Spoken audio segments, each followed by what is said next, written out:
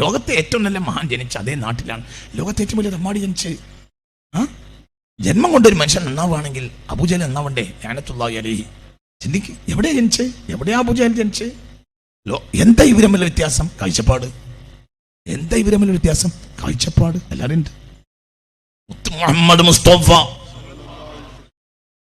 40 വയസ്സിലല്ലേ നുബുവത്ത് കിട്ടുന്നത്. അതിന്റെ മുമ്പും തമ്മാടിത്തരത്തിന് മുത്തനബി കൂട്ടുന്നിട്ടില്ലല്ലോ. തമ്മാടിത്തരല്ലാതെ ഫിറൗൻ അബൂജഹലോട്ട് ചെയ്തിട്ടില്ലല്ലോ. എന്താ അവർ തമ്മിൽ വ്യത്യാസം? രണ്ടാൾ ജനിച്ചെവിടെ? സഫാ കുന്നിന്റെ താഴ്വരയിൽ അല്ലേ? ഒരാളാരാ?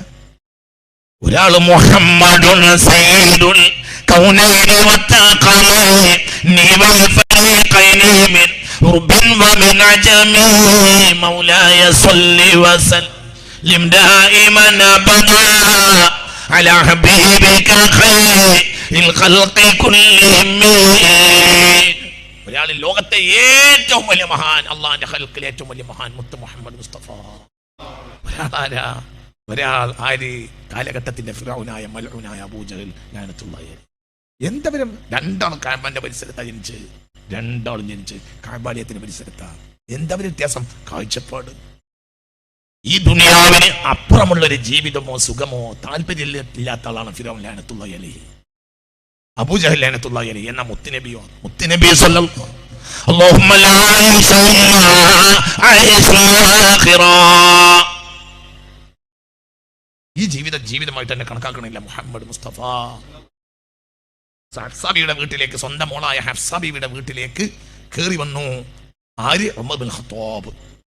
മുത്തുനബിയുടെ ഭാര്യ ഹഫ്സാബിയുടെ വാപ്പ, അഥവാ മുത്തുനബിയുടെ ഒരു നിലക്ക് അമ്മോഷാക്ക ബഹുമാനപ്പെട്ട ഉമർ ബിൻ ഖത്താബ്. ഉമർ റളിയല്ലാഹുവിന്റെ മകൾ ഹഫ്സ റളിയല്ലാഹു അൻഹ ഹബീബായ നബിയുടെ ഭാര്യ സ്വല്ലല്ലാഹു അലൈഹി വസല്ലം. സ്വാഭാവികമായി വന്നു. മോളല്ലേ അടുക്കളയില്ലേ, മോളല്ലേ വീട്ടിലുള്ളത്, അവര് അങ്ങോട്ട് കയറാലോ. കയറി, അകത്തേ കയറി, ഉള്ളിനുള്ളിൽ കയറി, മോളടുത്തേക്കാണ് കയറി. റസൂൽ പുറത്തിരിക്കുന്നുണ്ട് സ്വല്ലല്ലാഹു അലൈഹി വസല്ലം. ഭാര്യ ഇരിക്കുന്ന ഭാര്യമാരെ അടുത്തേക്ക്, ആ ഭാര്യയുടെ അടുത്തേക്ക് അങ്ങോട്ട് കയറി. ഹഫ്സ ബിബി സ്വന്തം മകളുടെ അടുത്തേക്ക് പോയി. അപ്പോൾ നോക്കുമ്പോൾ ഹഫ്സ ഒറ്റക്കാണ്. അവിടെ ഒന്നും ഉണ്ടാക്കിയിട്ടില്ല, ഭക്ഷണം ഉണ്ടാക്കിയിട്ടില്ല, ഉണ്ടാക്കാൻ പരിപാടിയില്ല. അപ്പോൾ ഉമർ ബിൻ ഖത്താബ് റളിയല്ലാഹു അൻഹു തെരഞ്ഞ് തന്നെ തപ്പി ഫവജദ ഖിത്അത റഗീഫിൻ യാബിസിൻ. എന്നോ ഉണ്ടാക്കി ഉണങ്ങിപ്പോയ ഒരു റൊട്ടിയുടെ ചെറിയ ഘട്ടം കിട്ടി ഉമർ ഖത്താബിന് റളിയല്ലാഹു അൻഹു. ആ റൊട്ടി ഘട്ടം കിട്ടിയപ്പോഴത്തിന് മനസ്സ് തേങ്ങിപ്പോയി. ഇന്നിവിടെ ഒന്നും ഉണ്ടാക്കിയിട്ടില്ല, ഇന്നലെ ഒന്നും ഉണ്ടാക്കിയിട്ടില്ല, മിനിഞ്ഞാന്നൊന്നും ഉണ്ടാക്കിയിട്ടില്ല. എന്നോ ഉണ്ടാക്കിയ ഒരു റൊട്ടിയുടെ ചെറിയ ഒരു കഷ്ണം അതും കൊണ്ട് പുറത്തേക്ക് വന്നു ഉമർ ബിൻ ഖത്താബ്.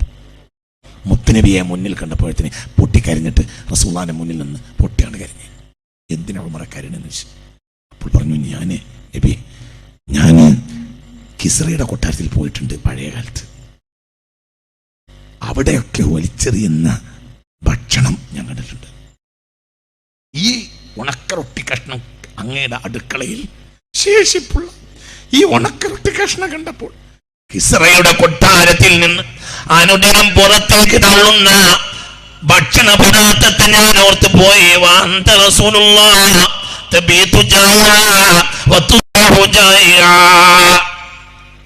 അങ്ങ് വിശപ്പോടുകൂടി ഉണരുന്നു, വിശപ്പിൽ ഉറങ്ങുന്നു. അപ്പോൾ രണ്ടടി മുന്നിലേക്ക് നടന്നു വന്നു മുത്ത് മുഹമ്മദ് മുസ്തഫ. ഉമർ ബിൻ ഖത്താബിന്റെ പുറത്തേക്ക് ചേർത്ത് പിടിച്ചിട്ട് പറഞ്ഞു,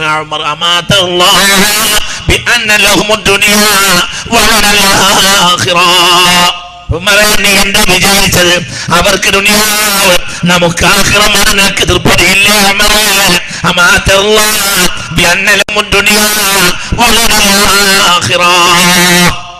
ഇതാണ് ഇസ്ലാമിന്റെ കാഴ്ചപ്പാട്. ഇതിൽ ഒക്കുന്ന എഞ്ചിനീയറിംഗ് മതി, അതിൽ ഒക്കുന്ന ഡോക്ടേഴ്സ് മതി, അതിൽ ഒക്കുന്ന വിദ്യാഭ്യാസം മതി, അല്ലെങ്കിൽ ഒരു പ്രശ്നമില്ല. പടച്ചോനെ പേടിക്കുന്നവരെല്ലാവരും പേടിക്കും. മര്യാദക്ക് മലയാളം പറയാത്ത ഒരാളെ ഉണ്ടായിരുന്നു പണ്ട് കോഴിക്കോട് ജില്ലയിൽ. അയാൾ പേര് സയ്യിദ് റഹ്മാൻ ബാഫക്ക് തങ്ങൾ എന്നായിരുന്നു. ആ മനുഷ്യൻ കയറി ചെന്നപ്പോൾ മോത്തിലാലിന്റെ പേരക്കുട്ടി ഇന്ത്യ രാജ്യത്തെ ഏറ്റവും വലിയ തറവാട്ടുകാരത്തി. ഇന്ത്യ കണ്ട ഏറ്റവും വലിയ തറവാട് അവരുടെ തറവാടാണ്. ഭൗതിക രാഷ്ട്രീയത്തിൽ അവരുടെ തറവാടാണ് ഏറ്റവും വലിയ തറവാട്. മോത്തിലാലിന്റെ ആ ഇന്ദിരാഗാന്ധി എണീറ്റുന്നു.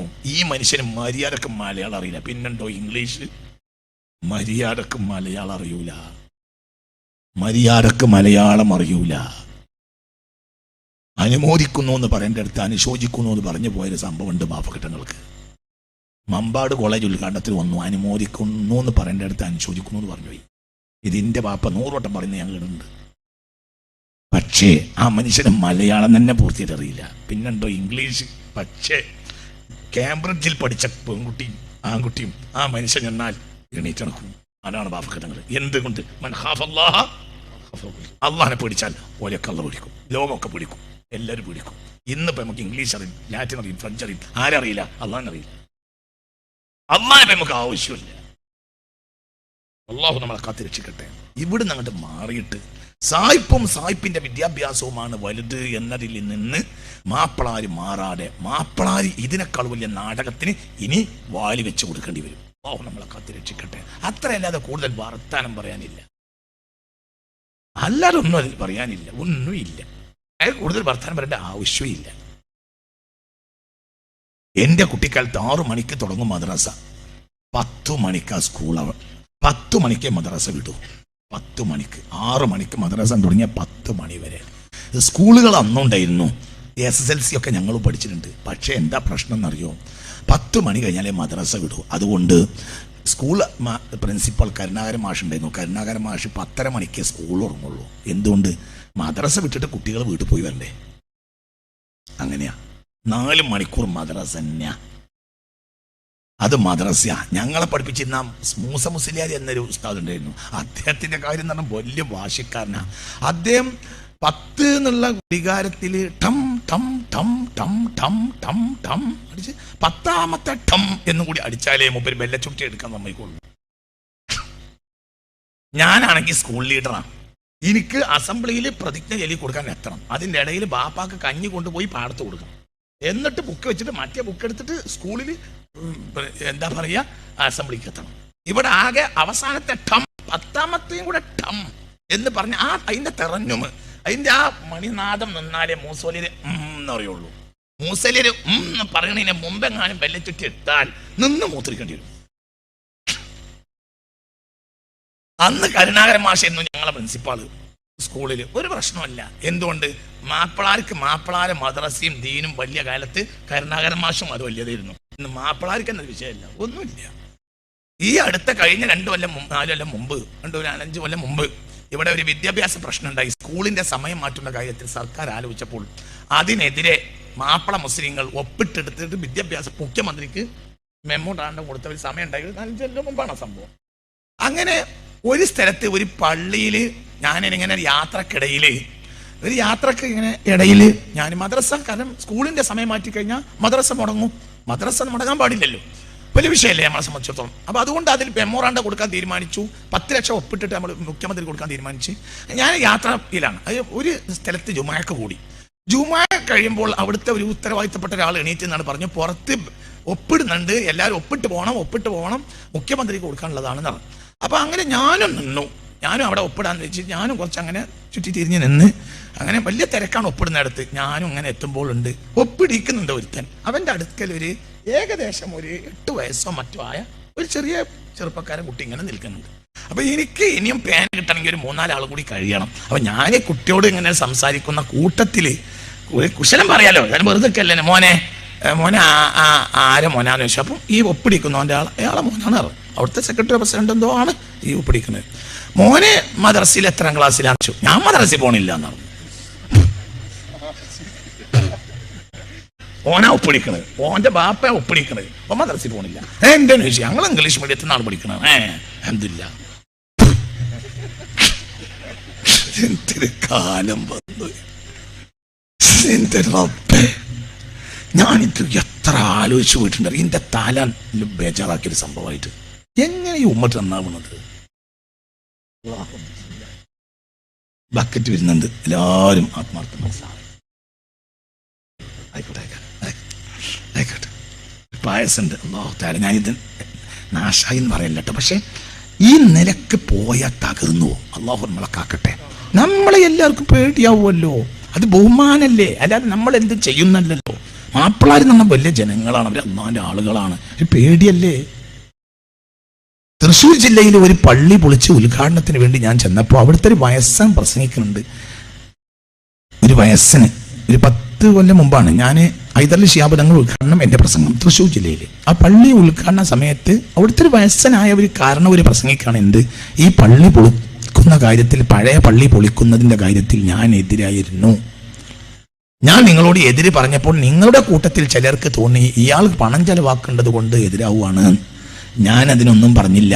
ഇപ്പോൾ പുതിയ പള്ളിക്കും ഞാൻ പണം തന്നല്ലോ, പിന്നെ എന്തിനാ ഞാൻ അന്ന് എതിരായിരുന്നു എന്നല്ലേ, അതിന് ഞാൻ തുറന്നു പറയട്ടെ എന്ന് പറഞ്ഞിട്ട് ഇയാൾ പറഞ്ഞു, നമ്മുടെ പഴയ പള്ളിയുടെ പുറത്ത് നമ്മളെ ഒരു ഉസ്താദിൻ്റെ ഒരു ചിത്രം ഉണ്ടായിരുന്നു. എങ്ങനെ ചിത്രം എന്ന് പറഞ്ഞാൽ 40 കൊല്ലം ഇവിടെ ഖതീബായ ഇമാമായ ഒരു ഉസ്താദ് അസ്ർ നിസ്കാരം കഴിഞ്ഞാൽ കാലും തൂക്കിയിട്ട് ഹൗളും കരയെന്ന് വരുന്ന അരത്തിണ്ടിൻ്റെ മുകളിൽ അദ്ദേഹം ഈ കുമ്മായം തേച്ച ഇരുമൽ അയാൾ ഇങ്ങനെ ഇരുന്നിട്ട് ഈ 40 കൊല്ലം ഇരുന്ന് അദ്ദേഹത്തിൻ്റെ ഒരു ഭാവനാ ചിത്രം പോലെ ബാക്കിൽ ഇങ്ങനെ ഉണ്ടായിരുന്നു. ഞാൻ പറയാം, പതിഞ്ഞുപോയി. ആ പതിയൽ അദ്ദേഹം മരിച്ചുപോയി. അദ്ദേഹത്തിന്റെ ഖബറാണ് അവിടുത്തെ പ്രധാനപ്പെട്ട ഖബർ. പള്ളിയുടെ മുന്നിലുണ്ട് ഈ ഉസ്താദിന്റെ ഖബർ. ഈ നാട്ടുകാരനല്ല, പക്ഷെ ആ നാട്ടുകാർ ആദരിച്ച് അവിടെ മറവിയേൽപ്പിച്ചു. ഇത് പറയാണ്, തേങ്ങ വലിച്ചു പോകുന്നവര്, പണി കഴിഞ്ഞ് പോകുന്നവര്, ഹിന്ദുക്കള്, പല ജാതിക്കാര്, ഇവരെല്ലാം അതുവരെ നടന്ന് വന്നിട്ട് മൂല്യരാപ്പിൾ ഉണ്ടോന്ന് ഇങ്ങനെ നോക്കിയിട്ട് മൂല്യരാപ്പിൾ ഉണ്ടെങ്കിൽ ചെരിപ്പഴിച്ചിട്ട് കയ്യെ പിടിച്ചിട്ട് പോവുള്ളൂ. പേടിയാണ്. ആരെ? മൂല്യരാപ്പിളിനെ പേടിയാണ്. മനസ്സിലായില്ല? ഇത് ഈ മനുഷ്യൻ പ്രസംഗിക്കണം, ഞാനും ഹൈദരലി തങ്ങളും ഇങ്ങനെ ഇരുന്ന് കേട്ടു. അതുകൊണ്ട് നമ്മുടെ നാട്ടിൽ ആലിമീങ്ങളെ ഏത് ആളും പേടിക്കുമെന്നതിൻ്റെ ഒരു അടയാളമായിരുന്നു അത്. അതിന് നഷ്ടപ്പെട്ടു പോകുന്നതിൽ എനിക്ക് ബേജാറുള്ളൂ. എന്തിനാ അതൊക്കെ പറയുന്നു? പാനൂരിൽ നിന്നാണല്ലോ തങ്ങൾ വരുന്നത്. അവിടെ കുത്തുബി ഓറപ്പറ്റിയുള്ള ചരിത്രം വളരെ മനോഹരമായി കിടക്കുന്നുണ്ടല്ലോ. അസ്ർ നിസ്കാരം കഴിഞ്ഞാൽ കുത്തുബി തങ്ങൾ പാനൂർ ജമാഅത്ത് പള്ളിയിൽ നിന്ന് അങ്ങോട്ടും ഇങ്ങോട്ടും നടക്കുമെന്ന് ചരിത്രം രേഖപ്പെടുത്തിയിട്ടുണ്ട്. ഒരു ഏകദേശം 2 ഫർളം കൊണ്ടല്ല പള്ളിയിൽ നിന്ന് അങ്ങോട്ടും ഇങ്ങോട്ടും. പാനൂർക്കാർ നേരിട്ട് പറഞ്ഞിട്ടുണ്ട്. നേരിട്ട് നമ്മുടെ അസാഖ് അവരെ പേരക്കുട്ടിയാണ്, TS ഇബ്രാഹിം മുസ്ലിയാർ പേരക്കുട്ടിയാണ്. നേരിട്ട് എന്നോട് പറഞ്ഞിട്ടുണ്ട്. അവര് കുത്തുബി മുഹമ്മദ് മുസ്ലിയാർ ഇങ്ങനെ, പാനൂർ എന്ന് പറഞ്ഞാൽ 70% ഹിന്ദുക്കളുള്ള നാടാണല്ലോ, അല്ലെ? അങ്ങനെ പറയാലോ, അത്ര ഹിന്ദുക്കളുമുള്ള ഒരു നാടാണ്. പക്ഷേ ഈ ഹിന്ദുക്കൾ അടക്കമുള്ള ആളുകൾ ബഹുമാനപ്പെട്ട കുത്തുബി ഓറ് പള്ളിയിൽ നിന്ന് ഗേറ്റിന് അഭിമുഖമായി വരുമ്പോൾ 2 ഭാഗത്തേക്കുള്ള ആളുകൾ അവിടെ തന്നെ നിൽക്കും. അതായത് അവരെ കാണാൻ അവരെന്താവില്ല, വിട്ടുകിടക്കൂല. അവര് ഗേറ്റ് വരെ നടന്നിട്ട് പിന്നെ എന്ത് ചെയ്യും? തിരിച്ചു പോകുമ്പോഴാണ് ആളുകൾ, മനസ്സിലാവണെന്ന് പറഞ്ഞത്. അതായത് അവരെ അഭിമുഖീകരിച്ച് അവരെ മുന്നിൽ കൂടെ നടക്കാൻ എല്ലാ മതസ്ഥരായ ആളുകൾക്കും പേടിയാണ്. കുത്തുബി വറ പേടിയാണ്. ഇതത് താനൂരിനാണ് തങ്ങൾ ആ പേരുന്നത്. ചോദിക്കും, അള്ളാനെ പേടിക്കണോ? അല്ലെ, ലോകം മുഴുവൻ പേടിക്കും. അള്ളാനെ നമുക്ക് വിലയില്ലാതായാൽ നമ്മളെ ബാങ്കോണ്ട് കളിക്കും, നമ്മളെ നിസ്കാരം കൊണ്ട് കളിക്കും, എന്തുകൊണ്ട് കളിക്കും. എന്നാ അതൊക്കെ കളിച്ചാൽ നമുക്ക് പ്രശ്നമുണ്ടോ? നമുക്ക് പ്രശ്നം ഉണ്ടാവില്ല. ഏതെങ്കിലും ഒരു കുട്ടി അവരാകുമ്പോൾ എന്ത് പ്രശ്നം? മൂല്യമാക്കൊരു പണി തരും എന്നല്ലാതെ ഞാൻ നീട്ടുന്നില്ല. നിങ്ങൾ ചിന്തിക്കണം, ഈ പോക്ക് ആപത്തിലേക്കാണ്. ത്യാഗത്തിലൂടെ അല്ലാതെ ഒരു ജനതയും ജീവിച്ചിട്ടില്ല. അടിത്തറയിൽ നിന്ന് വിട്ടുപോയ ഒരു ജനതക്കും പരിഹാസമല്ലാതെ ഒന്നും ഉണ്ടായിട്ടില്ല. അള്ളാഹു നമ്മളെ കാക്കട്ടെ.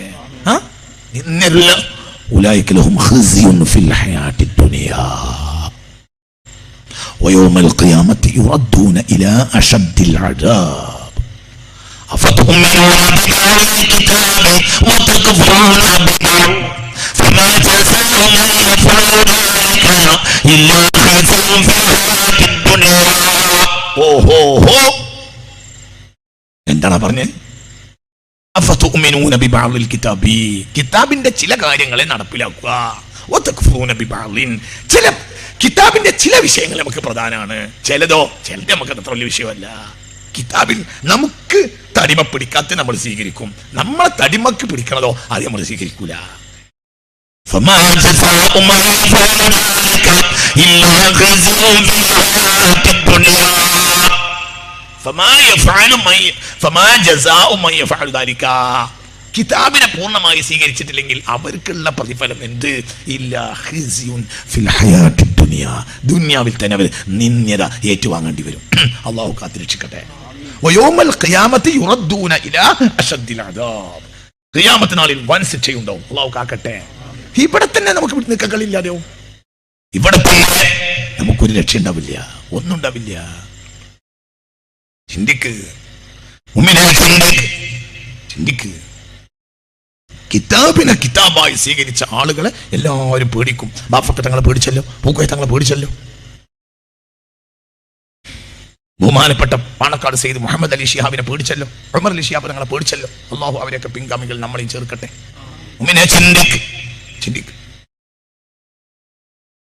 ചിന്തിക്ക്. പാനൂരിലുണ്ടായിരുന്നു ഇവരുടെ തന്നെ ബഹുമാനപ്പെട്ട മഹാനായ ഇസ്മായിൽ ശിഹാബ് തങ്ങൾ, ബഹുമാനപ്പെട്ട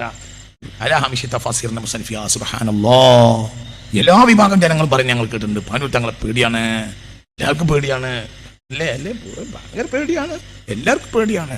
സുന്നി മുജാഹിദോ കണക്കൊന്നുമില്ല. ദുബായിൽ ചെന്ന് അല്ലേ, സത്യമല്ലേ, ദുബായിൽ ചെന്നപ്പോ ദുബായിൽ നിന്ന് മുജാഹിദ് പ്രവർത്തകന്മാർ എന്നോട് വന്ന് പറഞ്ഞിട്ടുണ്ട്, തങ്ങൾ വന്നാൽ ഞങ്ങൾ മിണ്ടാറില്ല, അവര് മുജാഹിദാണ്, എന്നാൽ തങ്ങൾ പേടിയാണ്, എല്ലാവർക്കും പേടിയാണ്, എല്ലാവർക്കും പേടിയാ. ഏത് മുജാഹിദും തങ്ങളെ പേടിയാ. എന്താ പേടിക്കാൻ കാരണം? അള്ളാന്റെ മാർഗത്തിൽ ഒരുത്തനെയും വില വെക്കൂലായിരുന്നു. അതിൽ ഒരു എക്സ്ക്യൂസ് ഉണ്ടാവില്ല. അള്ളാന്റെ മാർഗത്തിൽ അള്ളാന്റെ അപ്പുറം ഒരാളെയും വില വെക്കുകയില്ല. അത് എത്ര വലിയ മൊരാളിയാണെങ്കിലും ഞങ്ങൾക്ക് കണക്കാണ്. അങ്ങനെ തന്നെയല്ല ഞങ്ങളെ 100% സത്യം എനിക്കറിയാ. സെഹ്റ കോളേജ് ഉണ്ടാക്കി ഒരുത്തന്റെ കാൽക്കൽക്ക് പോയി കാൽ പിടിച്ചിട്ടില്ല. വലിയ മൊലാളിമാര് നോട്ടും കെട്ടി ഇങ്ങോട്ട്, അങ്ങനെ തന്നെയല്ല ഞങ്ങളെ ഇങ്ങോട്ട് തങ്ങളൊരാളോടൊപ്പം പോയിട്ടില്ല. എന്തേ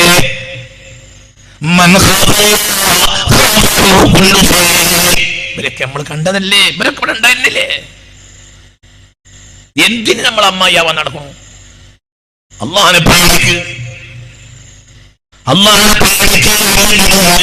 പേടിക്കേണ്ടി വരും. ഈ അള്ളാഹനെ പേടിക്കേണ്ടി വരും. എല്ലാവരും പേടിക്കും, എല്ലാവരും പേടിക്കും. അള്ളാഹനെ പേടിച്ച എല്ലാവരും പേടിക്കും. അള്ളാഹനെ പേടിക്ക്. അള്ളാഹ് എന്ന കെലിമത്ത് കൊണ്ട് കളിക്കല്ലേ, ബാങ്കോട്ട് കളിക്കല്. ഇതെങ്ങനെ കളിക്കും?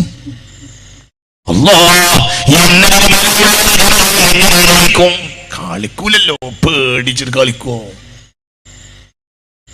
ചിന്തിക്ക്, കളിച്ചില്ലല്ലോ.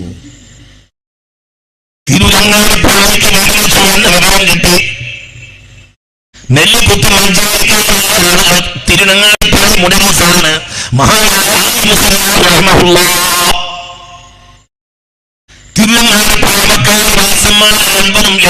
ും വയസ്സായ ചരിത്രം ചിന്തിക്ക്.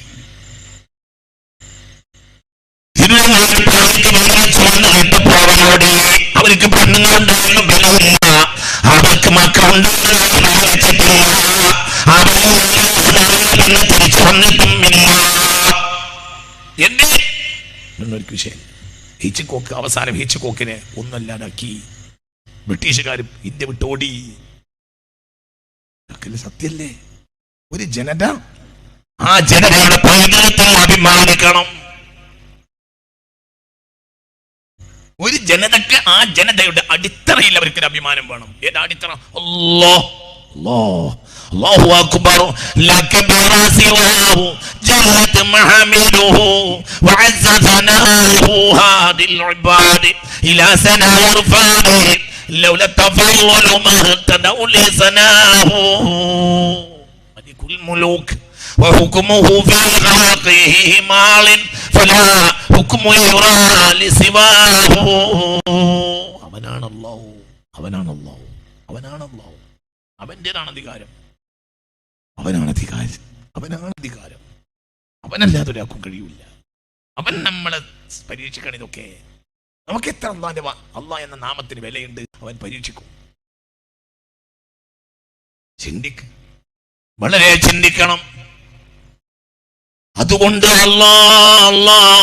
അള്ളാഹുവിനേക്കാൾ വലിയ ആളും ഇല്ല, അള്ളാഹിന്റെ ഹബീബ് മുത്തുനബിയേക്കാൾ വലിയ ആരും ഇല്ല. അള്ളാഹു അവരിൽ അഭയം തേടുന്നവരിൽ നമ്മളെ പെടുത്തട്ടെ. ആദ്യം ഓരോരുത്തരും ചിന്തിക്ക്. ഈ ദുനിയാവ് മക്കളിക്കല്ലേ, ഈ ദുനിയാവ് കിട്ടിയാൽ എന്ത്, കിട്ടിയില്ലെങ്കിൽ എന്ത്, എന്ത് കിട്ടിയില്ലെങ്കിൽ എന്ത്? നീ കിട്ടി വലിയ ആളായി, എന്നിട്ടെന്ത്? ദുനിയാവൊക്കെ കിട്ടി.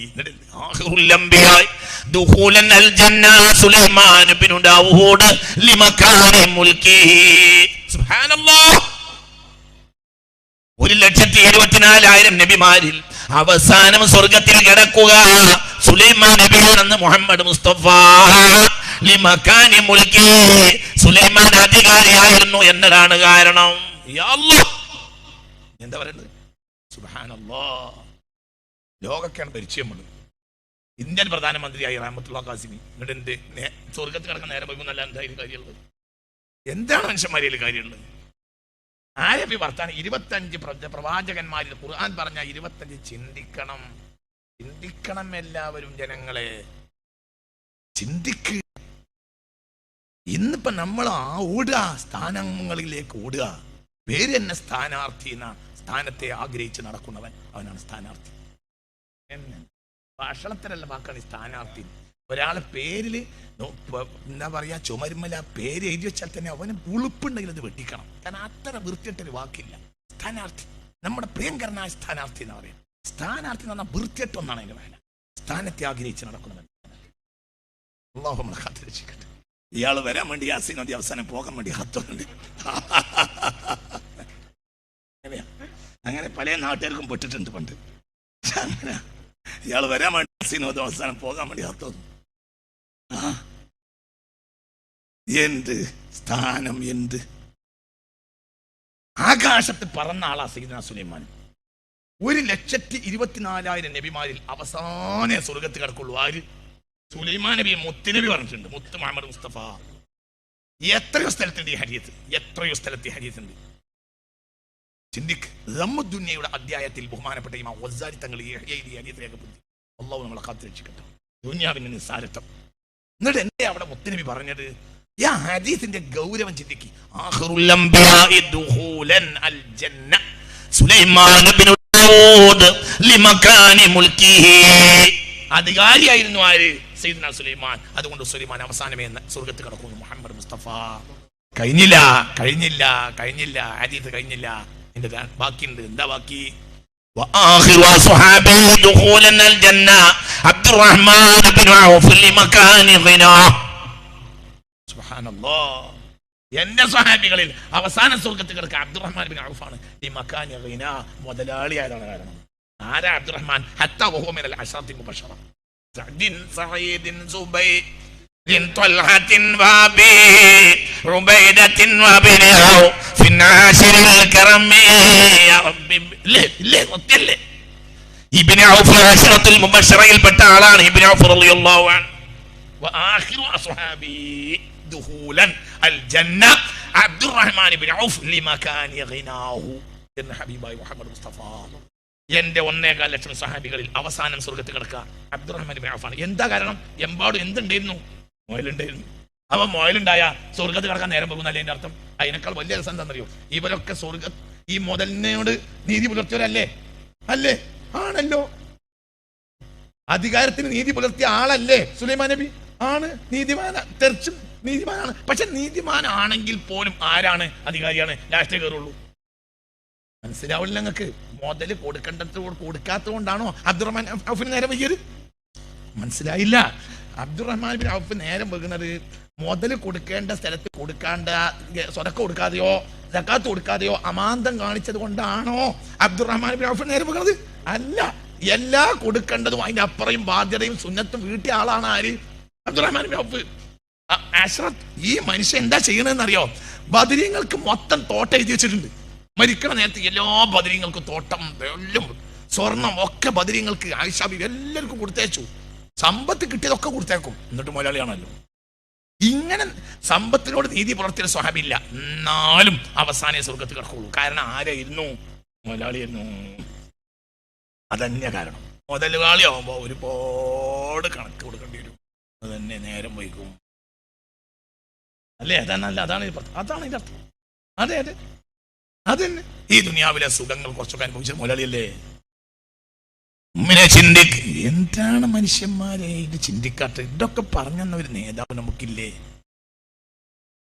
എന്നിട്ട് നമ്മൾ എന്തിന്റെ പിന്നാലെ ഓടുന്നത്? നമുക്ക് രാഷ്ട്രീയം വേണ്ടേ? വേണം. അള്ളാഹ്ക്ക് വേണ്ടി വേണം.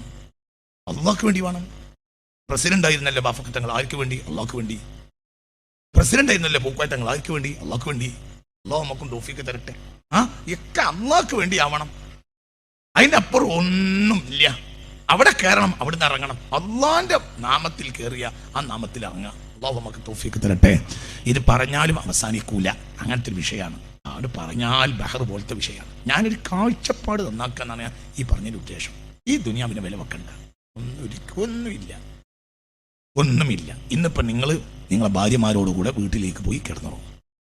ചിന്തിക്ക്, ഈ ഭാര്യ നമ്മൾ കൂടെ ഉറങ്ങുന്ന ഈ ഭാര്യ, ഇതൊരു കഴിഞ്ഞാൽ ഒരു ഘട്ടം കഴിഞ്ഞാൽ അവർ വേറെ, നമ്മൾ വേറെ.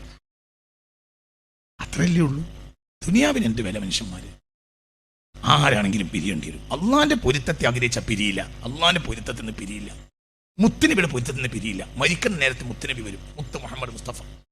فيلقي إليه كلمة التوحيد لا إله إلا الله. اللهم وفقنا، اللهم وفقنا، اللهم وفقنا، اللهم وفقنا، اللهم وفقنا. അവിടുത്തെ കുടുംബത്തിന്റെ ബർക്കത്തുണ്ട്. മുത്തുനബി തന്നെ നമുക്ക് കലിമയിൽ തരട്ടെ. അല്ലാഹു തആല നമുക്ക് തൗഫീഖ് തരട്ടെ. അവിടുത്തെ പൊന്നോമനയായ അവിടുത്തെ മരുമകൻ Sayyid Ali bin Abi Talib, അവർ നമുക്ക് കലിമയിൽ തരട്ടെ. അല്ലാഹു തൗഫീഖ് തരട്ടെ. അല്ലാഹുവിന് വേണ്ടിയാണ് പടച്ചവനെ ഞങ്ങൾ ഈ തങ്ങന്മാരെ ഉമാനിക്കുന്നത്. തൗഫീഖ് തരണമേ അല്ലാഹ്. ചിന്തിക്ക്, അവിടെ നമ്മൾ രക്ഷപ്പെടും. അതുണ്ടെങ്കിൽ രക്ഷപ്പെടും. ബാക്കി എന്ത് മനുഷ്യന്മാര്, എന്ത് രക്ഷ, അതിനെന്ത് ബാക്കിയുണ്ട്?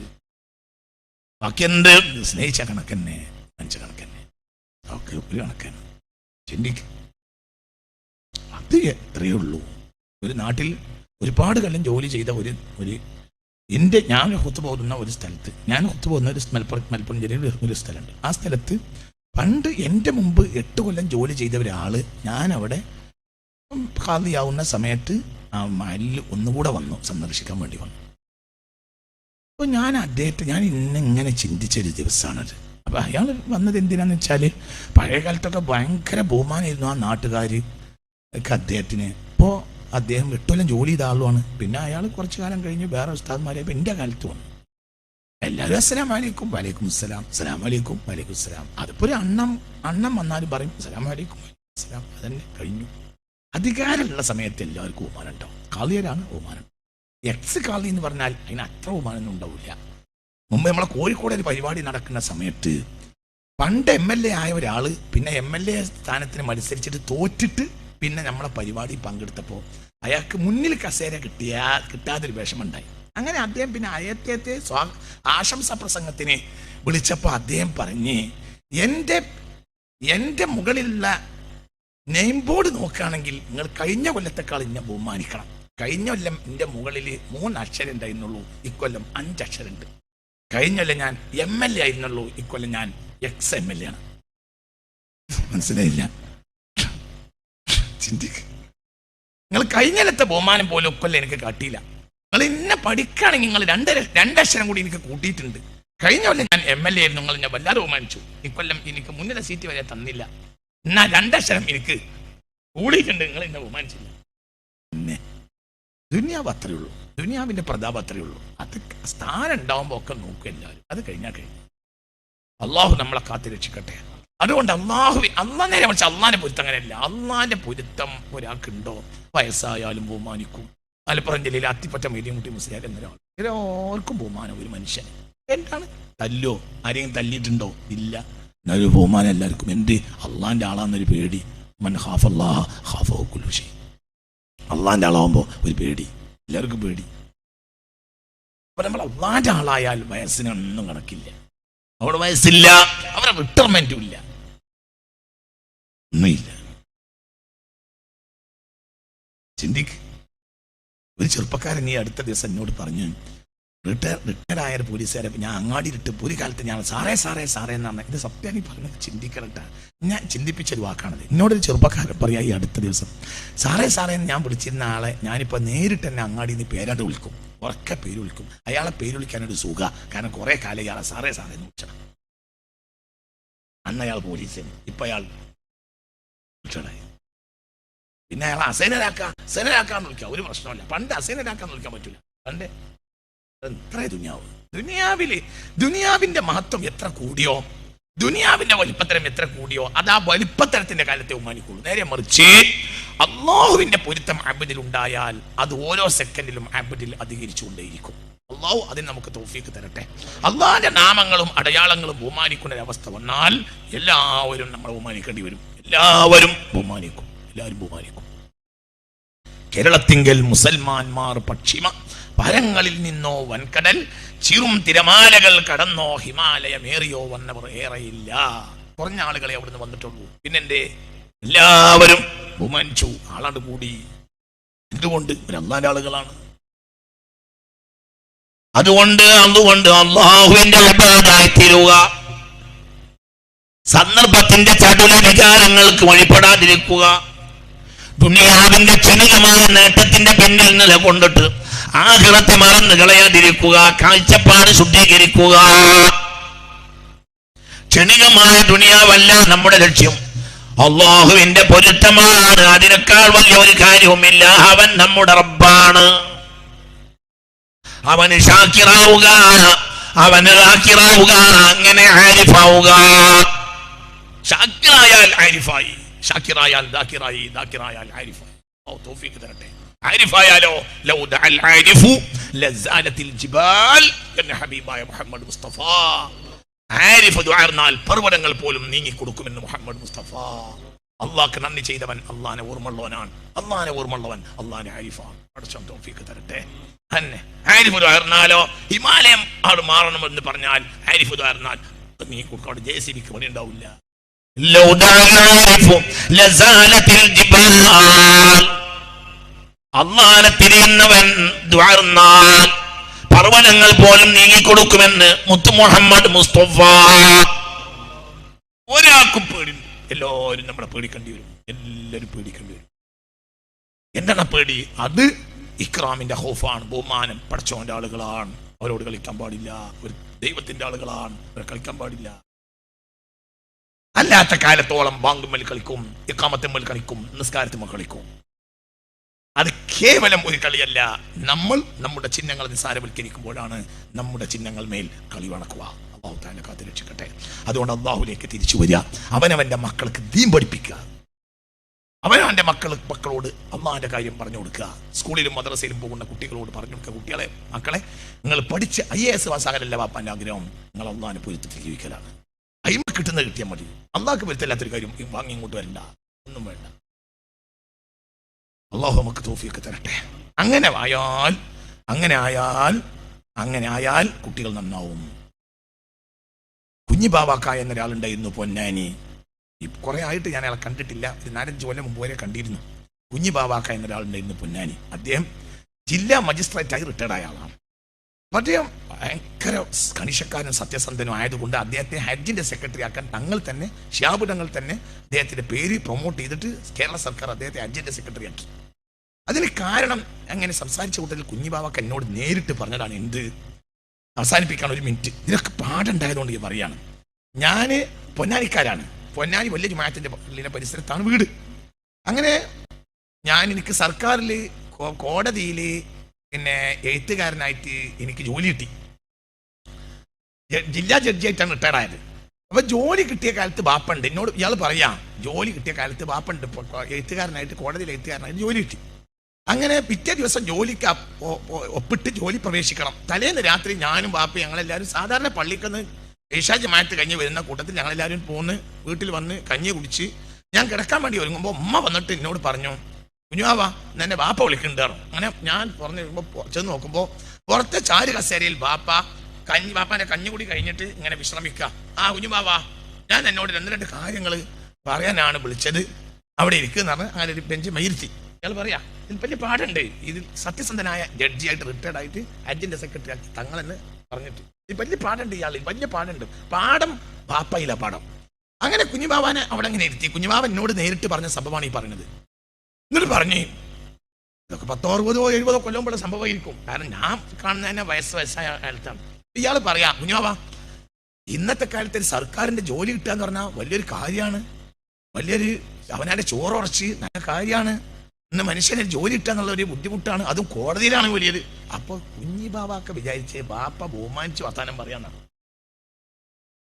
കോടതിയിൽ ജോലി കിട്ടുക, ഇന്നൊരു ഗുമസ്തപ്പണി, പ്യൂണിന്റെ പണി സ്കൂളിൽ കിട്ടുക എന്ന് തന്നെ വലിയ ബുദ്ധിമുട്ടാണ്. അപ്പൊ നിനക്ക് എഴുത്തപ്പിള്ളായിട്ട് ജോലി കിട്ടി, എന്തില്, കോടതിയിൽ വലിയ സ്ഥാനാണ് എന്നിങ്ങനെ പറഞ്ഞ് ഇങ്ങനെ കിടന്ന് ഇതിങ്ങനെ പറഞ്ഞിട്ട് പിന്നെ ബാപ്പ വന്നിങ്ങനെ എണീറ്റെന്ന് പറഞ്ഞ്, പിന്നെ കുഞ്ഞിബാവ ഒരു ബാക്ക് പറയാനുണ്ട്, അതിനാ ഞാൻ എന്നെ വിളിച്ചത്. എനിക്ക് കോടതിയിൽ പോകേണ്ട ആവശ്യമല്ല, എനിക്ക് കോടതി പോയ പൈസക്ക് ചോറ് വാങ്ങിക്കൊണ്ടുവരേണ്ട ആവശ്യവും എനിക്കില്ല. എനിക്ക് ഈ ആ കടപ്പുറത്തേക്ക് ഇറങ്ങിയിട്ട് മീൻ പിടിച്ചിട്ട് കിട്ടിയ ഉപകൈമനം കഴിച്ചാലും എനിക്കത് മതിയാവും. എനിക്കൊരൊറ്റ കാര്യം പറയാനുള്ളൂ, ആരാന്റെ കയ്യിൽ നിന്ന് കൈക്കൂലി വാങ്ങിയ മാറാപ്പും കൊണ്ട് ഈ മേശറിൽ നിൽക്കണേ ഞാൻ കണ്ടുപോകരുത്. ഞാൻ പേടിച്ച് 50 പൈസ ഇന്ന് വരെ ആരാന്റെ പൈസ എന്റെ കൈ കൊണ്ട് ഞാൻ വാങ്ങിയിട്ടില്ല. അതാണ് വാപ്പാന്റെ പ്രദേശം. അള്ളാഹു വാപ്പാക്ക് കൊടുത്തു കൊടുക്കട്ടെ. അതേ സമയത്ത് എടാ ഒരു സമയത്തെ ഉണ്ടാക്കാൻ കഴിയുള്ളൂ, മനസ്സിലായില്ല? കിട്ടണത് നോക്കിക്കോ. അങ്ങനത്തെ വാപ്പാരി ഞങ്ങൾ തന്നെ കണ്ടിട്ടുണ്ട്. പുറത്തു അല്ലേ സത്യല്ലേ? അതിന്ന് കിട്ടൂല. എടാ മറ്റൊക്കെ നമുക്ക് മൂല്യന്മാർക്ക് 25,000 കുറച്ചൊക്കെ പൈസ ഒക്കെ കൊടുത്താൽ ദ്വാരപ്പിക്കാം. ഇവിടെ എന്ത് കൊടുത്താലും പോണ കുറച്ച് ആളുകളുണ്ടല്ലോ മൂല്യന്മാർ, ഓക്കൊക്കെ കൊടുത്താൽ നമുക്കൊരു ദ്വാരപ്പൊക്കെ ഒപ്പിക്കാം. ആരാന്റെ മാറാപ്പും കൊണ്ട് ഈ മേശറിൽ നിൽക്കുന്ന അക്കൗണ്ടിലാണ് കൊണ്ടുപോയത്. ഈ മനുഷ്യന്റെ സത്യസന്ധത കാരണം ജില്ലാ ജഡ്ജിയായി റിട്ടയർഡായ ആളെ ഹജ്ജിന്റെ ചീഫ് സെക്രട്ടറി ആക്കിയിട്ട് പ്രൊമോട്ട് ചെയ്തു. ആര്? UDF സർക്കാരിനോട് തങ്ങൾ പറഞ്ഞു കൊടുത്തു. അത് കാരണമായിട്ട് കേരളത്തിൽ ഹജ്ജ് കമ്മിറ്റിയുടെ സെക്രട്ടറി ആക്കി. എന്റെ സത്യസന്ധത. ഈ സത്യസന്ധത കാരണം എന്താ? ജോലിയിൽ സൈൻ ചെയ്ത് കയറുന്നതിന്റെ തലേ ദിവസം ആര് പറഞ്ഞ് ബാപ്പ എനിക്ക് പൈസ അല്ല വേണ്ടത്, എനിക്ക് വലിയ ഞാൻ ജഡ്ജിന്റെ വാപ്പയാണെന്ന് പറയലല്ല എനിക്ക് ആവശ്യം. ഉമ്മസ്തനായിട്ട് കയറാൻ നാളെ ജഡ്ജിയാവും, ജഡ്ജിന്റെ വാപ്പയാണെന്ന് പറഞ്ഞ് പൊന്നാനിപ്പള്ളിയൊക്കെ ഇങ്ങനെ അടക്കലല്ല എന്റെ ആവശ്യം. ആരാന്റെ മാറാപ്പും കൊണ്ട് മേശയിൽ നിൽക്കണേ കുഞ്ഞി ബാബ തന്നെ കണ്ടുപോയത്, അതാ എനിക്ക് ആവശ്യം. അല്ലാഹു തആല അങ്ങനത്തെ വാപ്പമാരുണ്ടാവുമ്പോ ഇവിടെ ബാങ്കിലും കളിക്കൂല, ഇഖാമത്തിനും കളിക്കൂല. അവിടെ നിന്നാണ് പോയാൽ ബാങ്കിലും കളിക്കും, ഇഖാമത്തിനും കളിക്കും, നിസ്കാരത്തിനും കളിക്കും. ഞാൻ എന്റെ വാക്കുകൾ അവസാനിപ്പിക്കുകയാണ്. അള്ളാഹു നമ്മളെ നന്നാക്കി തരട്ടെ. നമ്മൾക്ക് നിശ്ചയിച്ച റൂട്ടുണ്ട്, ആ റൂട്ടിൽ പോകാൻ അള്ളാഹു നമ്മെ അനുഗ്രഹിക്കട്ടെ.